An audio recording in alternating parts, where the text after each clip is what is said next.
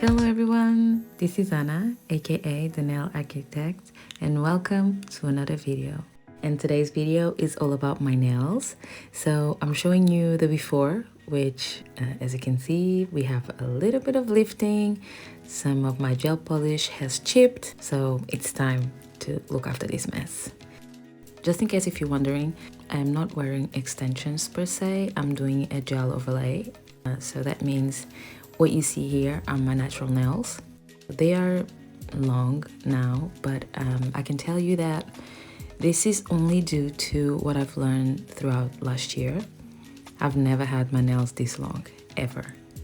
I've always wore extensions, and I thought because my nails are quite flexible, if I didn't have any product on top of them, they would never be this length. So I'm quite happy and proud of myself for being able to keep up with my nails.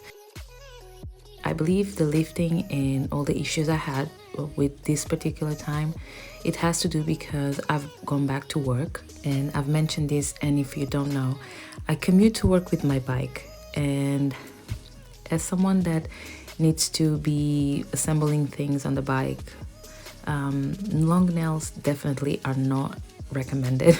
And on top of that, my work is basically typing all day, every day. But I love having my nails done, so I just need to be more careful. But even then, it's tough. So here you see I'm taking care of one of the issues I had, which was lifting on my pinky finger, and I also had some lifting on my ring finger. I don't think I show it here because I was out of frame, but yeah, that also had a lot of lifting going on. I'm just showing you my right hand because obviously I'm left-handed and I'm using my dominant hand to do my non-dominant. Whatever you see me doing in one hand, you just assume that I'm doing on the other. In regards to my thumb, you will see that it's kind of has this milky white color. I was testing this hard gel and I understood that it's not good for my nails. My nails work best with rubber bases rather than hard gels because they're super flexible. So milky color you see, it's not lifting. It was a hard gel that I tried before. Pushing up the cuticles, we actually have technical terms for these things and that we should use them correctly. I know I'm not pushing up my cuticle. The area that I'm pushing is the eponychium. Once I do that, that will expose the cuticle, which is that white residue that stays on the nail after you push the eponychium. This time around, for some reason, I didn't have a lot to clean up. Given the state of my nails, all things considered, this was the fastest time I removed all the cuticle. But hey, I am not talking about the speed of the video, I'm talking about how long I took to do it, okay?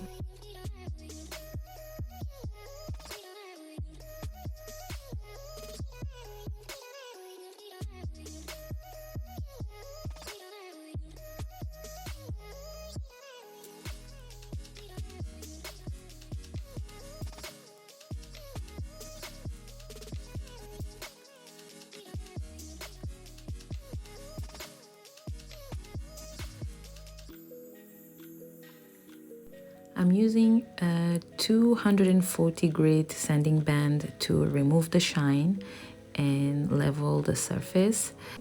I'm getting ready to apply product on top, so I want it to be all very seamless. This sanding band, it's enough. I don't think I need anything more abrasive because at this point most of the product had been removed. I'm just buffing my own nails, and any small residue of gel that is on the nail. And this is so gentle that I'm able to buff the skin around my nails, especially on my lateral folds. I tend to have callus, so this is, yeah, it's very gentle and it's not hurting at all. I think this is like the lowest speed on my e-file. So as you can see, I'm even able to buff the skin. But please, please, please be careful and be gentle on your nails. Don't apply pressure. Go always very light so there's no heat spikes or friction. And practice on yourself before going ahead and doing this to your clients. I'm definitely more comfortable with my e-file now, but it wasn't always the case in the beginning. Okay, so now it's the most satisfying part, I guess, which is cutting the dead skin. I love this. I am really into Russian manicure. Some techs don't use cuticle nippers, they rather use scissors. I do have scissors, I've tried them myself, but I don't know, I was trained with the nippers, so I feel more comfortable with nippers, but I want to get into doing my Russian manicure with scissors.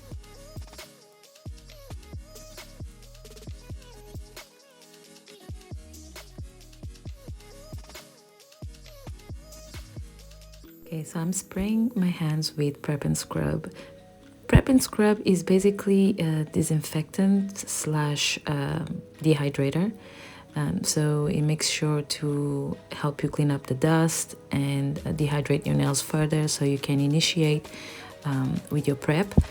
And right here is my little tray from Shein. If you haven't watched my Shein haul video, go ahead and do it because I'm really happy with this. And I'm quickly showing you the products that I'm going to use. So I'll use a liner brush and step 1 and 2 from Cuticle, as well as their builder in a bottle.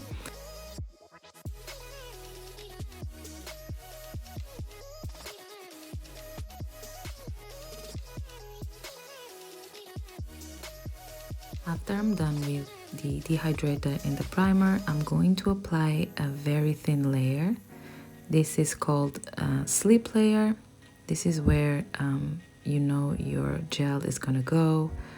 So I start with this and then I go with a droplet and I create a spine. I call it a spine. And then I go with the left product on the brush and I fill up the sides, and that's enough for me to make sure my nail is has some protection, because as I said, if I leave my nails bare, they won't last a day. So I don't need a lot of product to make them stronger, but I definitely need something. So I'm doing the same for my middle finger, applying a slip layer and then going with a droplet and creating a spine and using the brush to make sure the product is leveled, and if it's not, then I use my liner brush to go to the areas where I don't want to be flooded with gel. And the greatest tip for gel is always turning your finger around to create an apex. On my middle finger, because it's slightly wider than my other nails, I usually pinch it so it matches the index and ring finger. So that's the only nail you will see me doing that.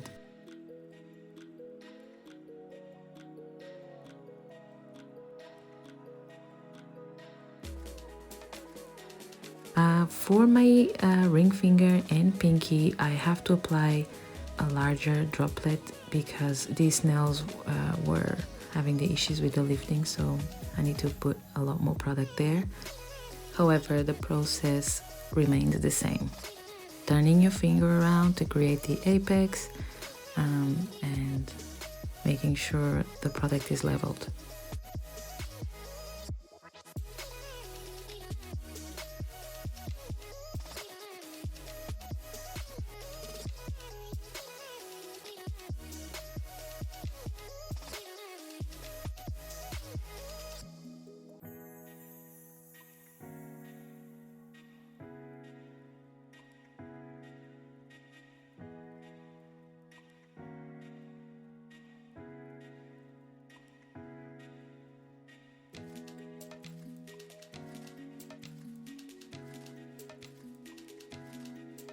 So here are the nails after I applied the gel. And I did remove the tacky layer just to make sure I can buff it and get ready for my gel polish application. I will be using this liner brush to go around my eponychium, Cuticle Pusher. You will see why.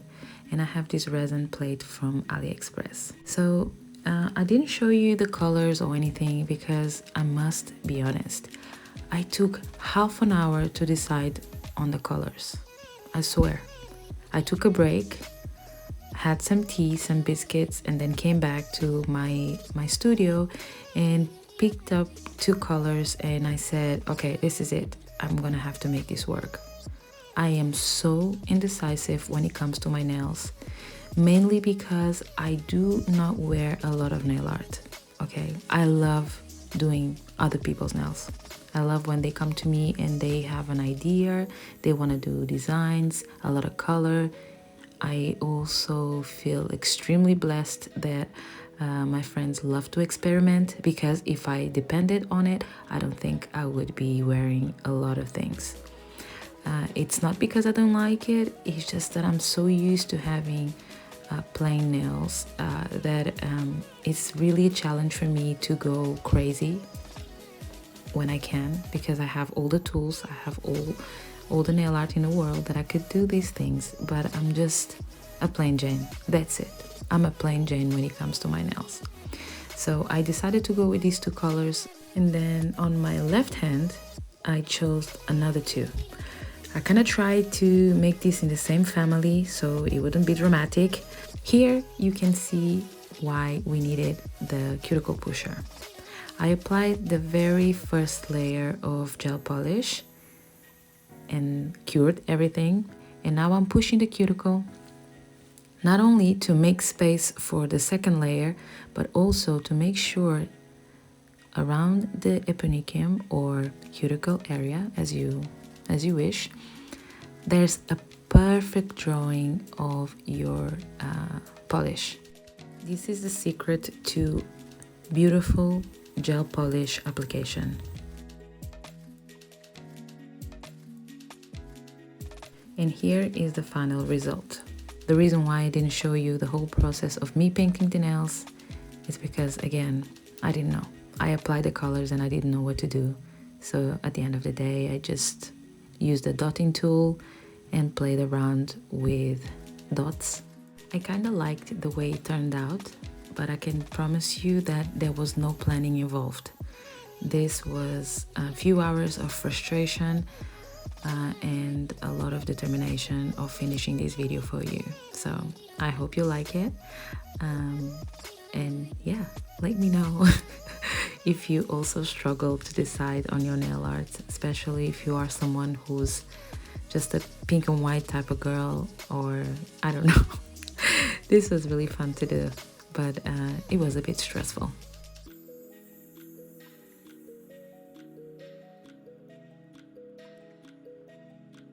Thank you so much for watching, and I shall see you on the next one.